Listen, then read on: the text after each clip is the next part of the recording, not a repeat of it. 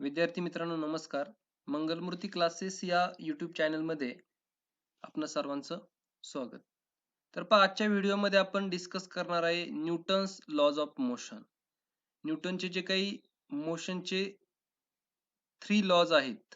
न्यूटनचे जे गतिविषयक 3 नियम आहेत ते आपण आजच्या व्हिडिओमध्ये अभ्यासणार आहोत. तर पहा स्टार्ट करूया. Newton's laws of motion. What could be the reason for the following? तर पहा खाली आपल्याला काही स्टेटमेंट दिलेत, काही एक्झाम्पल्स दिलेत आणि त्याचे रिझन्स काय असावेत असं आपल्याला विचारले. तर पाहूया आपण एक एक. Static object does not move without the application of force. तर पहा एकाच जागी स्थिर असलेला एखादा जो काही ऑब्जेक्ट आहे तो त्याच्यावरती फोर्स अप्लाय केल्याशिवाय तो मूव्ह होत नाही. तर असं का होतं असं आपल्याला विचारलेलं आहे. त्याच्यानंतर सेकंड दिलंय the force which is sufficient to lift a book from a table is not sufficient to lift the table. तर पहा टेबलवरचं एखादं पुस्तक उचलण्यासाठी जे काही आपल्याला बल लावावं लागतं, जो फोर्स अप्लाय करावा लागतो, तर तेवढ्या फोर्समध्ये आपण टेबल उचलू शकत नाही. तर असं का? त्याच्यानंतर पुढे विचारले fruits on a tree fall down when its branches are shaken. जर आपण झाडाची फांदी हलवली तर झाडावर असणारं फळ त्या ठिकाणी खाली पडते. तर असं का होतं?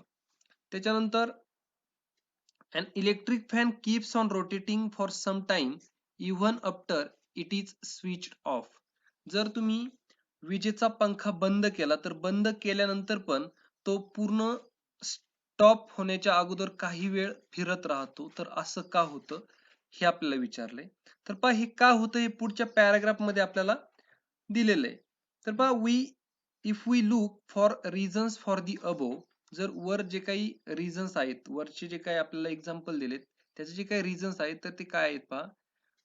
If we look for reasons for the above we realise that object have some inertia. म्हणजेच ते जे काही ऑब्जेक्ट आहे त्या ऑब्जेक्टला इनर्शिया नावाची एक प्रॉपर्टी आहे. इनर्शिया त्याला मराठीत जडत्व असं पण म्हटलं जातं. We have learn that inertia is related to the mass of the object. तर हा जो इनर्शिया आहे, ही जी काही इनर्शिया ही टर्म आहे, तर ही इनर्शिया टर्म कशाशी रिलेटेड आहे तर त्या ऑब्जेक्टच्या मासशी रिलेटेड आहे. म्हणजे जेवढं जास्त मास तेवढा जास्त त्याचा inertia. Newton's first law of motion describe this very properly and is therefore also called the law of inertia. तर पहा न्यूटनचा जो काही फर्स्ट लॉ आहे तर या फर्स्ट लॉ मध्ये ही जी काही इनर्शिया प्रॉपर्टी आहे ही प्रॉपरली त्या ठिकाणी डिस्क्राइब केली गेलेली आहे आणि त्यामुळे आपण जो काही न्यूटन्स फर्स्ट लॉ आहे त्या न्यूटन्स फर्स्ट लॉला लॉ ऑफ इनर्शिया असं पण म्हणू शकतो. All instances of inertia are examples of Newton's first law of motion. तर पहा इनर्शियाशी रिलेटेड जे काही एक्झाम्पल्स असतील ते सगळे examples Newton first law of मोशनचे एक्झाम्पल्स होणार आहेत, असू शकतात. तर पहा मग आपण या ठिकाणी स्टडी करूया Newton's first law of motion. आपल्याला या ठिकाणी एक ऍक्टिव्हिटी दिलेली ती करून पाहायची आपल्याला. Fill a glass with sand. एक ग्लास घ्यायचा आहे त्याच्यामध्ये आपल्याला वाळू भरायची आहे. Keep a piece of cardboard on it. एक पुठ्ठा त्या वाळूने भरलेल्या ग्लासवरती आपल्याला ठेवायचा आहे. Keep a 5 rupee coin on the cardboard. आपल्याला 5 रुपयाचा एक जो काही कॉइन आहे तो त्या कार्डबोर्ड वरती ठेवायचा आहे. Now strike the cardboard hard using your fingers. आपल्या बोटाने त्या कार्डबोर्ड वरती काय करायचं आपल्याला टिचकी मारायची आहे. Observe what happens. आणि काय होतंय ते आपल्याला ऑब्झर्व करायचंय. तर पहा ही ऍक्टिव्हिटी केल्यानंतर तुमच्या असं लक्षात येईल की जेव्हा तुम्ही एक वाळूने भरलेला ग्लास घेता त्या ग्लासवर एक पुठ्ठा ठेवता आणि त्या पुठ्ठ्यावर आपण एक 5 रुपयाचा कॉइन जर ठेवला आणि त्या पुठ्ठ्याला जर आपण बोटाने जोरात टिचकी मारली तर तो जो पुठ्ठा आहे तो पुठ्ठा त्या ग्लासच्या बाहेर जाऊन पडतो आणि तो जो कॉइन आहे तो मात्र त्या ग्लासमध्ये पडतो. असं का होतं तर तो जो कॉइन आहे त्याला काहीतरी इनर्शिया आहे.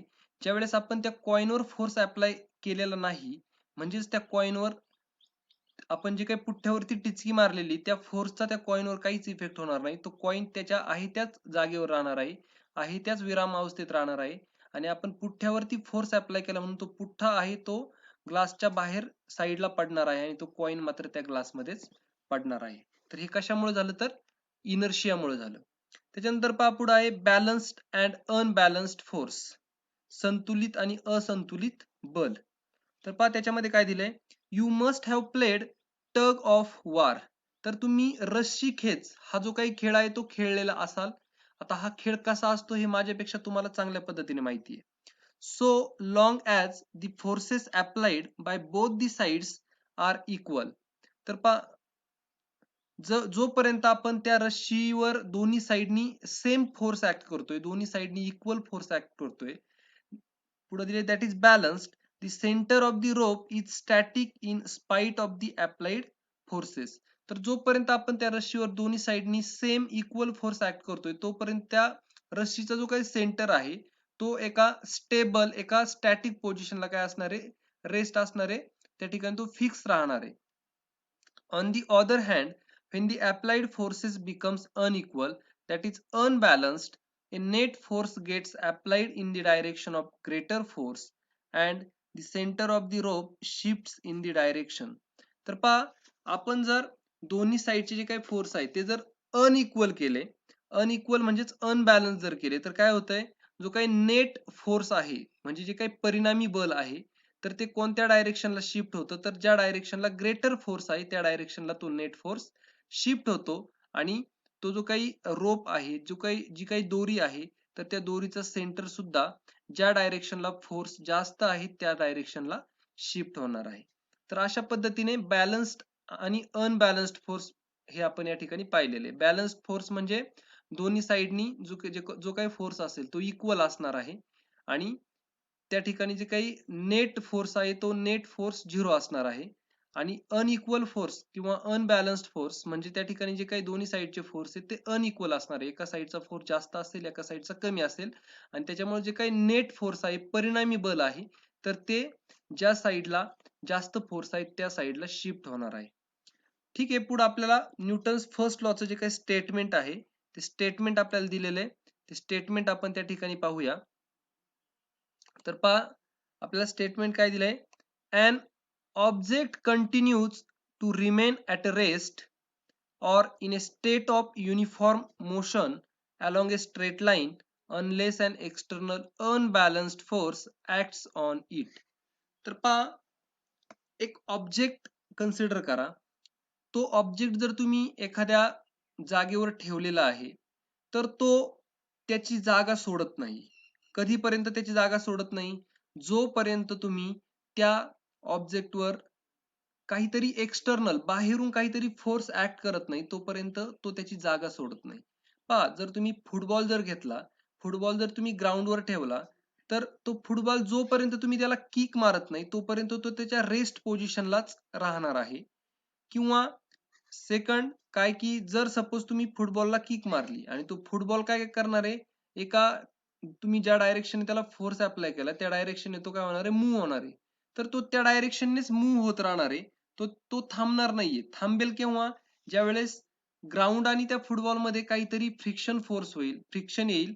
त्या फ्रिक्शनल फोर्समुळे काय होणार आहे, त्या त्याच्यावर आपण जो काही फोर्स अप्लाय केला होता तो फोर्स त्या ठिकाणी कॅन्सल होईल आणि तो जो काही फुटबॉल तो रेस्ट पोझिशनला येईल.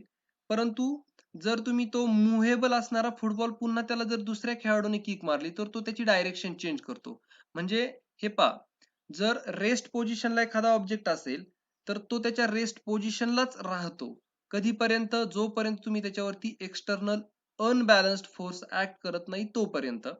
त्याच्यानंतर तोच जर ऑब्जेक्ट जर तो स्ट्रेट लाईन मोशन मध्ये असेल तर तो स्ट्रेट लाईन मोशन मध्येच राहणार आहे. कधीपर्यंत, जर तुम्ही त्याच्यावरती एक्सटर्नल अनबॅलन्स्ड फोर्स ऍक्ट करत नाही तोपर्यंत. तर हेच या न्यूटन्स फर्स्ट लॉ मध्ये सांगितलेलं आहे. स्टेटमेंट मी पुन्हा एकदा वाचतो पहा. An object continues to remain at rest or in a state of uniform motion along a straight line unless an external unbalanced forces acts on it.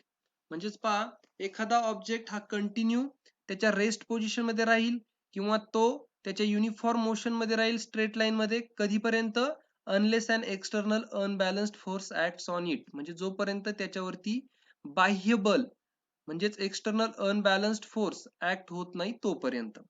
तर हे झालं त्याचं स्टेटमेंट. पुढच्या पॅराग्राफ मध्ये पाहूया. When an object is at a rest or in uniform motion along a straight line, it does not mean that no force is acting on it. तर पहा, एखादा ऑब्जेक्ट एखाद्या जागेवरती स्थिर आहे किंवा तो त्याच्या युनिफॉर्म मोशन मध्ये आहे, म्हणजे याचा अर्थ असा नाही की त्याच्यावर कोणताही फोर्स ऍक्ट नाही. त्याच्यावरती जे काही वेगवेगळे फोर्सेस आहेत ते ऍक्ट असतात. Actually there are a number of forces acting on it, but they cancel one another so that net force is zero. तर पहा, तो जो काही ऑब्जेक्ट आहे तर त्याच्यावरती नंबर ऑफ फोर्सेस ऍक्ट असतात, परंतु त्याचे काही नंबर ऑफ फोर्सेस आहेत ते एकमेकांशी काय होतात, कॅन्सल होतात, आणि जो काही नेट फोर्स आहे म्हणजेच परिणामी बल आहे ते काय होते, त्या ठिकाणी झिरो होते. Newton's first law explain the phenomenon of inertia. तर न्यूटनचा जो काही फर्स्ट लॉ आहे तो इनर्शिया हा जो काही फिनोमिनन आहे तो एक्सप्लेन करतोय. That is the inability of an object to change its state of motion on its own. म्हणजे त्या ऑब्जेक्टची जी काही स्टेट आहे, स्टेट ऑफ मोशन आहे, म्हणजे तो ऍट अ रेस्ट आहे की तो स्ट्रेट लाईन मध्ये मूव्ह होतोय, तर हे तो स्वतःहून चेंज करत नाही.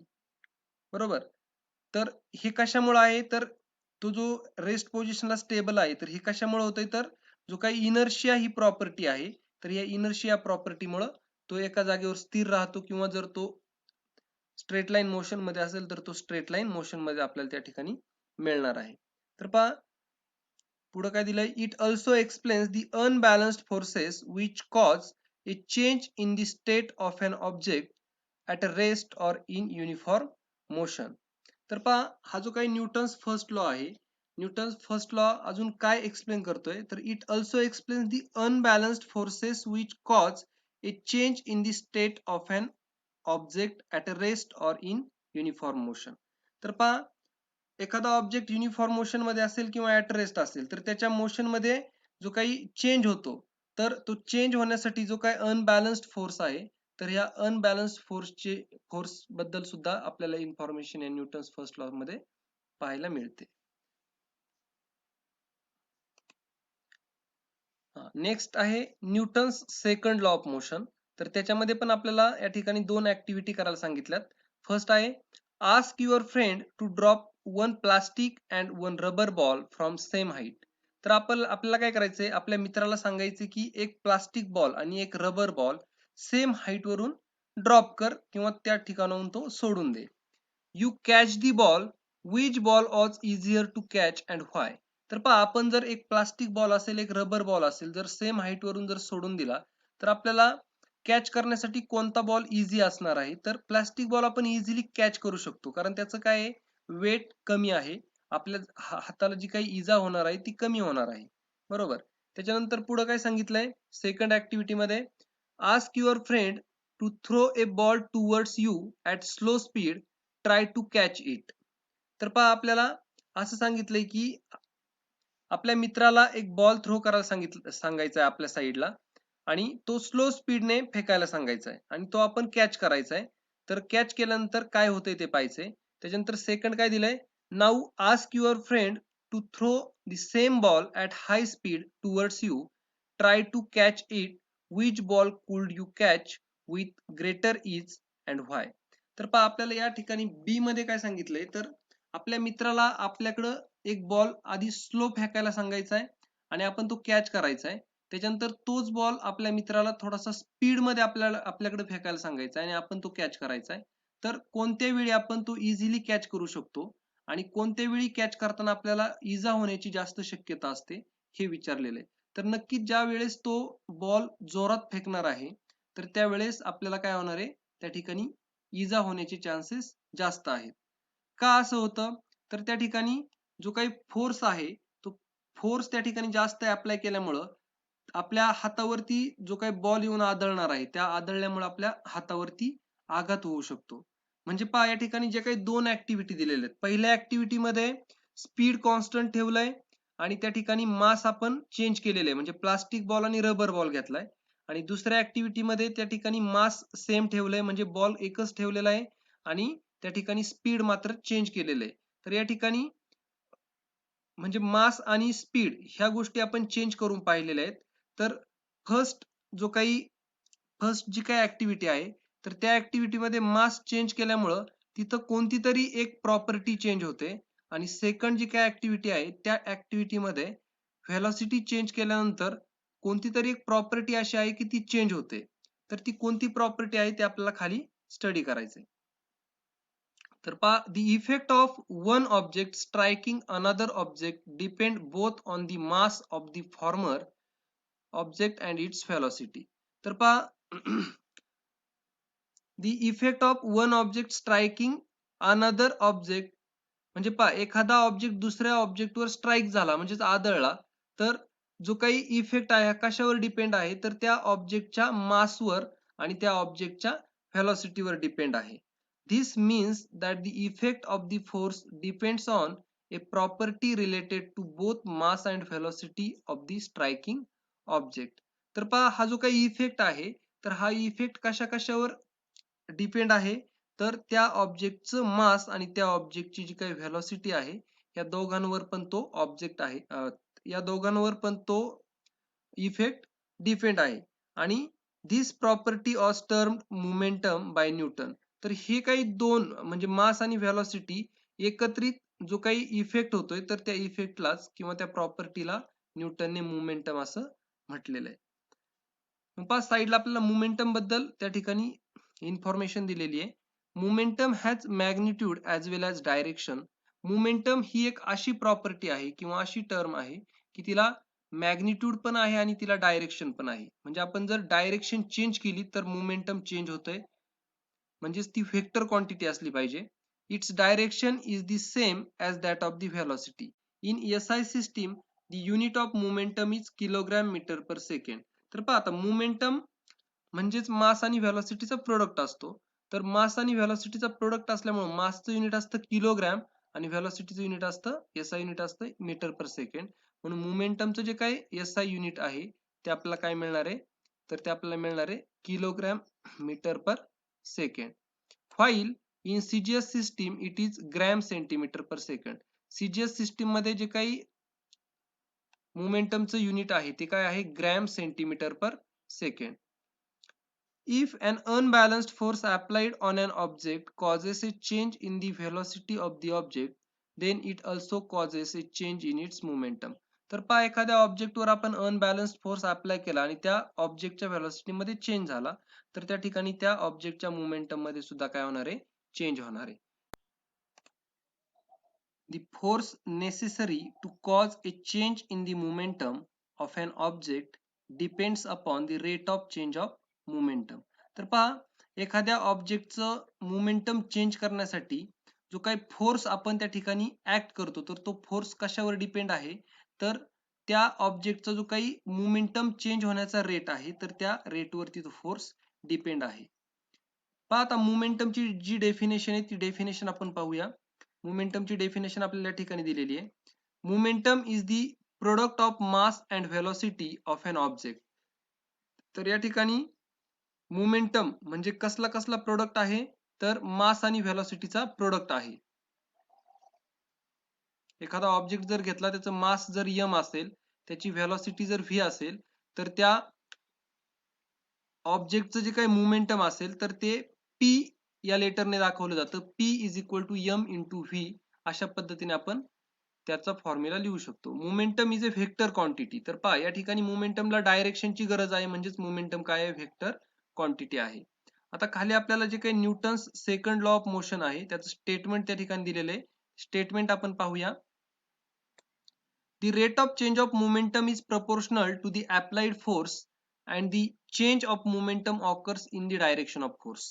म्हणजे पहा, आपण एखाद्या ऑब्जेक्टवर जर फोर्स ऍक्ट केला आणि त्या ऑब्जेक्टच्या मोमेंटम मध्ये जर चेंज होत असेल तर जो काही चेंज होणार आहे मोमेंटम मध्ये तर तो मोमेंटम मधला चेंज हा कशाला डायरेक्टली प्रोपोर्शनल आहे तर आपण जो काही फोर्स त्या ऑब्जेक्ट वरती ऍक्ट केला होता तर त्या फोर्स वरती ते मोमेंटमचा चेंज डिपेंड असणार आहे.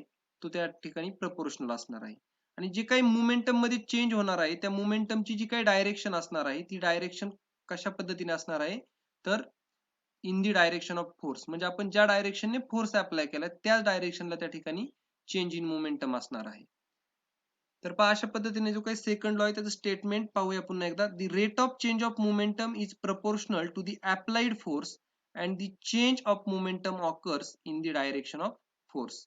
म्हणजे आपण एखाद्या ऑब्जेक्टवर जो काही फोर्स ऍक्ट करणार आहे तर त्या फोर्सला त्या ऑब्जेक्टचा जो काही चेंज इन मोमेंटम असणार आहे तर तो चेंज इन मोमेंटम प्रपोर्शनल असणार आहे आणि तो जो काही चेंज इन मोमेंटम आहे तो कशा पद्धतीने असणार आहे तर त्याची डायरेक्शन ही अप्लाइड केलेल्या फोर्सच्या डायरेक्शन सारखीच असणार आहे. तर पहा next, suppose an object of mass m has an initial velocity u. When a force F is applied in the direction of its velocity for time t, its velocity becomes v. तर एक object consider करा ज्याचं मास आहे small m इतकं. तो सुरुवातीला काहीतरी initial व्हेलॉसिटीने move होतोय, त्याची इनिशियल व्हेलॉसिटी आहे u. आता आपल्याला काय करायचंय, त्या ऑब्जेक्ट वरती फोर्स F अप्लाइड करायचा आहे आणि त्या फोर्सची डायरेक्शन ही सुरुवातीची जी काही इनिशियल व्हेलॉसिटी आहे त्या इनिशियल व्हेलॉसिटीच्या डायरेक्शन सारखीच किंवा त्या डायरेक्शननेच आपल्याला हा फोर्स अप्लाय करायचा आहे. तर तो फोर्स आपल्याला टी इतक्या टाइमसाठी जर आपण अप्लाय केला आणि टी इतक्या टाइम नंतर त्याची जी काही व्हेलॉसिटी आहे त्या ऑब्जेक्टची फायनल व्हेलॉसिटी ती जर फी जर असेल तर त्याच्यावरून आपल्याला त्या ऑब्जेक्टचं इनिशियल मोमेंटम आणि फायनल मोमेंटम कॅल्क्युलेट करता येईल. तर पहा, therefore initial momentum of the object is equal to mu. आता आपल्याला माहिती मोमेंटम म्हणजे मास आणि व्हेलॉसिटीचा प्रोडक्ट आहे.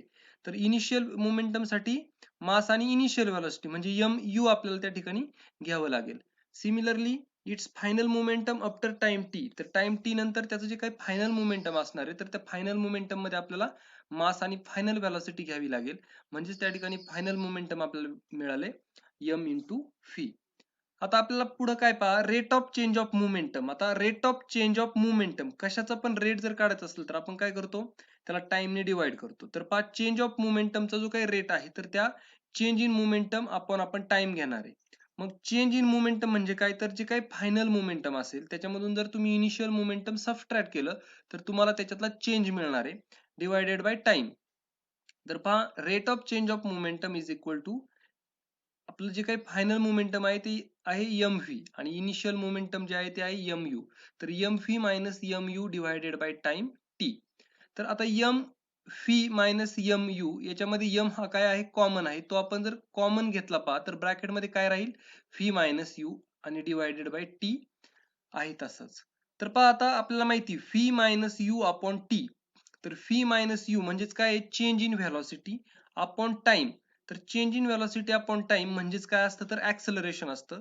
तर हा m आहे तसाच राहील आणि हा जो काही v minus u upon t आहे तर याच्या जागी आपण काय लिहू शकतो, तर ऍक्सलरेशन a लिहू शकतो. म्हणजेच आपल्याला rate of change of momentum is equal to काय मिळाले, तर ma आपल्याला अशा पद्धतीने मिळालेलं आहे. आता पुढे गेल्यानंतर आपल्याला पहा काय मिळतंय, according to Newton second law of motion the rate of change of momentum is proportional to the applied force. तर जे काही rate of change of momentum आहे ते कशाला प्रपोर्शनल, तर अप्लाइड फोर्सला प्रपोर्शनल आहे. आपल्याला rate of change of momentum is equal to काय मिळाले, ma मिळाले. म्हणजे ma पण कशाला प्रपोर्शनल पाहिजे, तर अप्लाइड फोर्सला प्रपोर्शनल पाहिजे. तर ते आपण नेक्स्ट स्टेपला लिहून घेऊया, ma is proportional to applied force F. मग आता या ठिकाणी हे जे प्रपोर्शनॅलिटीचं साइन आहे हे जर आपल्याला काढून टाकायचं असेल तर आपण काय करतो, काहीतरी कॉन्स्टंट ऑफ प्रपोर्शनॅलिटी यूज करतो, प्रोपोर्शनल कॉन्स्टंट. तर या ठिकाणी k हा जो काही कॉन्स्टंट ऑफ प्रपोर्शनॅलिटी आहे तो आपण या ठिकाणी यूज केला. F is equal to k into ma. आणि हा जो काही k आहे तर ह्या प्रपोर्शनॅलिटी कॉन्स्टंटची जी व्हॅल्यू आहे ती 1 आहे. 1 जर असेल तर तो आपण लिहिला काय आणि नाही लिहिला काय फरक पडणार नाही. म्हणजेच आपल्याला F इज इक्वल टू काय मिळतंय, तर m इंटू a. म्हणजेच F is equal to ma. तर हे आपल्याला न्यूटन सेकंड लॉ वरून पाहायला मिळते. न्यूटन सेकंड लॉचं स्टेटमेंट आहे ते लक्षात ठेवा. The rate of change of momentum is proportional to applied force and the change of momentum occurs in the direction of force. आणि हेच स्टेटमेंटचा यूज करून आपण फोर्स साठी जे काही इक्वेशन आहे F is equal to ma हे न्यूटनच्या सेकंड लॉ वरून आपण डिराईव्ह केलेलं आहे. याच्यानंतर आपण पाहूया Newton's third law of motion. Third law पाहण्यापूर्वी काहीसा पार्ट या न्यूटन सेकंड लॉ मधला बाकी आहे तो आपण कंटिन्यू करूया. Consider two objects having different masses which are initially at a rest. तर पहा आपल्याला दोन ऑब्जेक्ट कन्सिडर करायचे ज्यांचं मास वेगवेगळं असणार आहे आणि ते ऑब्जेक्ट सुरुवातीला ऍट अ रेस्ट म्हणजे विराम अवस्थेत असणार आहेत. The initial momentum for both is zero. जर ते ऍट अ रेस्ट असतील तर त्यांच्या इनिशियल व्हेलॉसिटी झिरो असतील आणि इनिशियल व्हेलॉसिटी झिरो असतील तर त्यांची इनिशियल मोमेंटम सुद्धा काय असणार आहे त्या ठिकाणी झिरो असणार आहेत. Suppose a force F act for time t on both object. जर आपण त्या दोनही ऑब्जेक्टवर काहीतरी ठराविक टाइम टी साठी जर फोर्स F जर ऍक्ट केला, ती lighter object start moving faster than the heavier object. तर त्या ठिकाणी जो हलका ऑब्जेक्ट आहे, जी हलकी वस्तू आहे, तर ती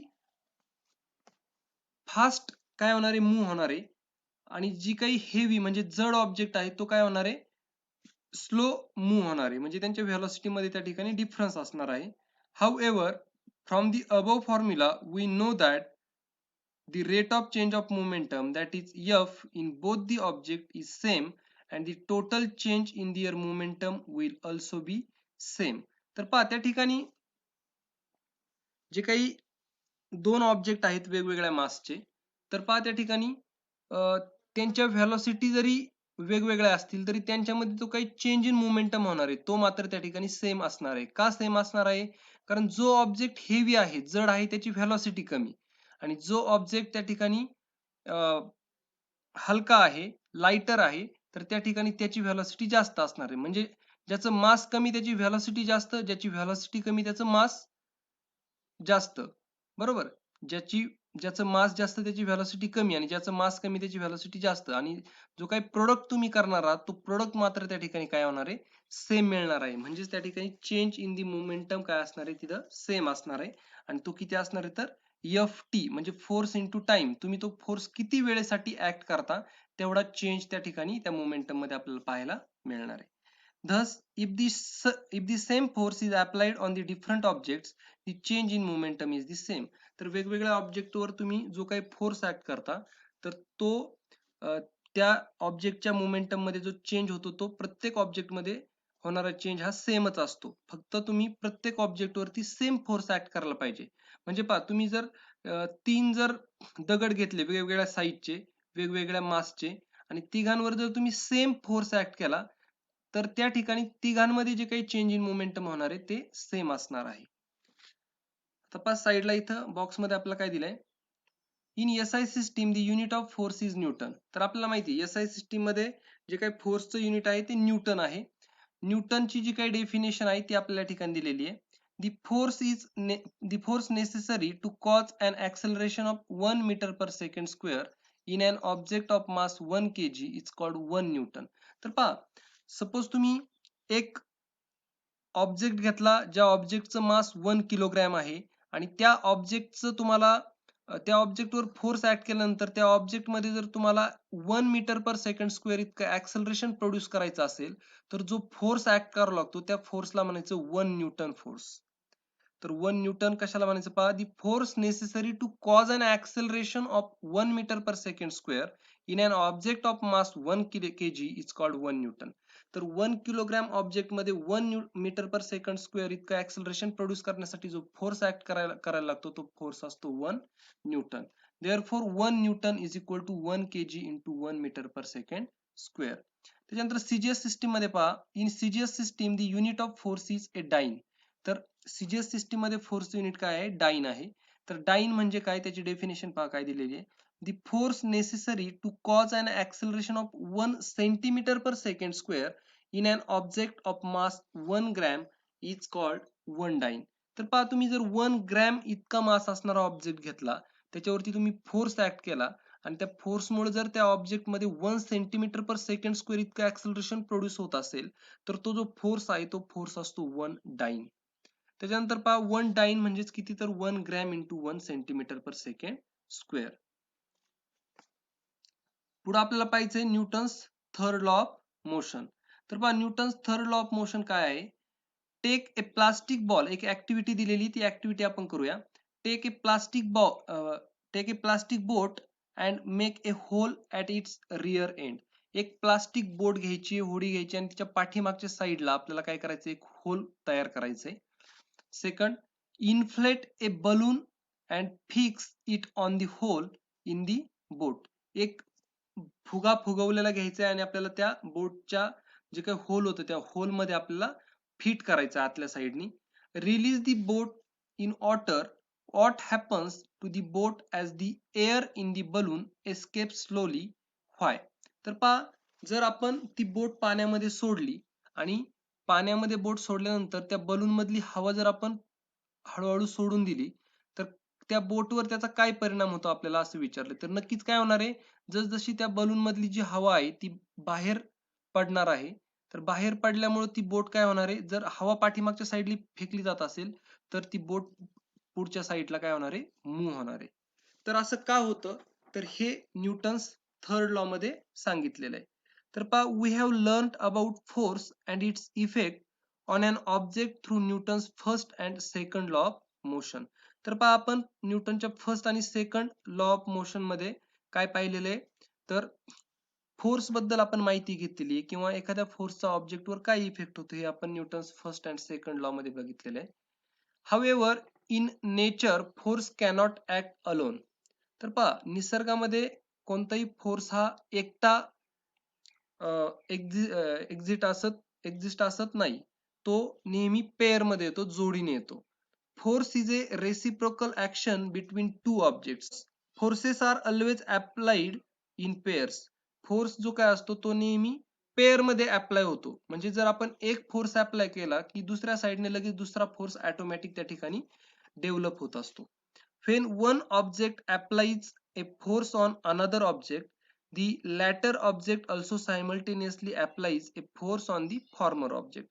तर पहा, एका ऑब्जेक्टने जर दुसऱ्या ऑब्जेक्ट वरती फोर्स अप्लाय केला तर त्याच वेळी दुसरा ऑब्जेक्ट पण पहिल्या ऑब्जेक्ट वर काय करत असतो, फोर्स ऍक्ट करत असतो. The forces between two objects are always equal and opposite. तर त्या दोन ऑब्जेक्ट वरचा जो काही फोर्स आहे तो नेहमी इक्वल आणि अपोजिट असतो. म्हणजे त्याची मॅग्निट्यूड ही सेम असते परंतु त्याची डायरेक्शन मात्र एकमेकांच्या अपोजिट असते. This idea is expressed in Newton's third law of motion. तर ही जी काय आयडिया आहे ही न्यूटनच्या थर्ड लॉ मध्ये आपल्याला दिलेली आहे, एक्सप्रेस केलेली आहे. The force applied by the first object is called action force, while the force applied by the second object on the first object is called reaction force. तर पहा, पहिल्या ऑब्जेक्टने दुसऱ्या ऑब्जेक्टवर जो काही फोर्स ऍक्ट केलेला आहे तर त्या फोर्सला आपण ऍक्शन फोर्स म्हणतो आणि दुसऱ्या ऑब्जेक्टने पहिल्या ऑब्जेक्टवर जो फोर्स ऍक्ट केलेला आहे त्याला आपण रिॲक्शन फोर्स म्हणतो. मग याच्यावरून जे काही स्टेटमेंट आपल्याला दिलेलं आहे न्यूटन्स थर्ड लॉचं, ते स्टेटमेंट आपल्याला काय दिलेले पाहूया आपण. तर या ठिकाणी आपल्याला स्टेटमेंट दिलंय, every action force has an equal and opposite reaction force which act simultaneously. तर पहा, प्रत्येक ऍक्शन फोर्सला इक्वल आणि अपोजिट रिॲक्शन फोर्स असतो आणि हे सायमल्टेनियसली ऍक्ट होत असतात, एकाच वेळी ऍक्ट होत असतात. तर आता ऍक्शन फोर्स म्हणजे काय आणि रिॲक्शन फोर्स म्हणजे काय हे आपण वरती बघितलेलं आहे. ऍक्शन फोर्स म्हणजे काय, पहिल्या ऑब्जेक्टने दुसऱ्या ऑब्जेक्टवर जो फोर्स ऍक्ट केला त्याला आपण ऍक्शन फोर्स म्हणतो आणि त्याच वेळी दुसरा ऑब्जेक्ट जो काही पहिल्या ऑब्जेक्ट वरती फोर्स ऍक्ट करणार आहे त्याला आपण रिॲक्शन फोर्स म्हणणार आहे. म्हणजे पहा, आपण जर एखाद्यावरती एखादी ऍक्शन घेतली तर तो शांत बसत नाही, तो लगेच काहीतरी त्याच्यावर रिॲक्शन देतोच, बरोबर. आपण जर एखाद्याच्या कानाखाली लावली तर तो आपल्याला उलट मारणार आहे, म्हणजे तो रिॲक्शन देणार आहे. तर अशा पद्धतीने ऍक्शन रिॲक्शन फोर्स हे प्रेझेंट असतात आणि ते सायमल्टेनियसली ऍक्ट असतात. तर पहा, खाली बॉक्स मध्ये आपल्याला काय दिलेलं आहे, action and reaction are terms that express force. तर पहा, ऍक्शन आणि रिॲक्शन हे जे टर्म्स आहेत हे काय करतात, फोर्स एक्सप्रेस करतायत. these forces act in pair, one force cannot exist by itself. तर हे जे काही ऍक्शन रिॲक्शन फोर्स आहे तर ह्या पेअर मध्ये ऍक्ट होतात आणि जो काही फोर्स आहे तो म्हणजे अलोन नसतो किंवा एकटा फोर्स त्या ठिकाणी एक्झिस्ट नसतो. त्याच्यानंतर पुढे काय दिले पहा, action and reaction forces act simultaneously. तर ऍक्शन आणि रिॲक्शन फोर्स ह्या एकाच वेळी त्या ठिकाणी ऍक्ट होत असतात, सायमल्टेनियसली ऍक्ट होत असतात. Fourth, action and reaction forces act on different objects. They do not act on the same object and hence cannot cancel each other's effect. तर पहा, ऍक्शन आणि रिॲक्शन जे काही फोर्स आहेत तर हे वेगवेगळ्या ऑब्जेक्ट वरती ऍक्ट असतात. एकाच ऑब्जेक्टवर सेम म्हणजे दोन्ही पण ऍक्शन रिॲक्शन फोर्स एकाच ऑब्जेक्टवर कधीही ऍक्ट नसतात. त्याच्यामुळे एकमेकांचे जे काही इफेक्ट्स आहेत ते त्या ठिकाणी कॅन्सल होत नाहीत. आता पहा या ठिकाणी काय दिले, यूज युअर ब्रेन पॉवर. तर या ठिकाणी आपल्याला काही एक्झाम्पल्स दिलेले आहेत. तर ते एक्झाम्पल्स आपल्याला पाहायचे जे न्यूटन्स थर्ड लॉचे एक्झाम्पल्स आहेत. पहा, while hitting a ball with a bat the speed of the bat decreases. तर पहा या ठिकाणी ज्यावेळेस आपण एखादा बॉल बॅटने हिट करतो त्यावेळेस आपण जेवढ्या स्पीड मध्ये ती बॅट फिरवत असतो तर ते स्पीड बॉल ज्यावेळेस ते बॅटवर आदळणार आहे त्यावेळेस त्या बॅटचं स्पीड काय होणार आहे, कमी होणार आहे. तर असं का होतंय, तर त्या ठिकाणी त्या बॉलकडून त्या बॅटकडं अपोजिट फोर्स त्या बॅटवरती ऍक्ट झालेला आहे आणि त्याच्यामुळं त्या ठिकाणी त्या बॅटचं स्पीड कमी झालेलं आहे. त्याच्यानंतर पहा सेकंड एक्झाम्पल दिले, a gun recoils that is moves backwards when a bullet is fired. तर पहा आपण एखाद्या गन मधून ज्यावेळेस बुलेट फायर करतो त्यावेळेस ती जी काही गन असते ती थोडीशी पाठीमागे सरकते. तर हे कशामुळे होत आहे, तर त्या ठिकाणी जो काही ज्यावेळेस आपण बुलेट फायर करणार आहे ती बुलेट ज्यावेळेस आपण फायर करतो त्यावेळेस त्या गन वरती पण अपोजिट फोर्स त्या बुलेट कडून ऍक्ट होत असतो आणि त्या फोर्समुळे ती गन थोडीशी पाठीमागे सरकत असते. म्हणजे त्या ठिकाणी सुद्धा ऍक्शन रिॲक्शन फोर्स ऍक्ट असतो. म्हणजे त्या ठिकाणी न्यूटन्स थर्ड लॉ आपल्याला पाहायला मिळतोय. त्याच्यानंतर थर्ड जे काही एक्झाम्पल आपल्याला दिले, mechanism of firing of A rocket. तर पहा रॉकेट फायर होता, तुम्ही रॉकेट पाहिलं असेल किंवा छोटं रॉकेट जे दिवाळीच्या वेळेस तुम्ही पेटवता ते पाहिलं असेल.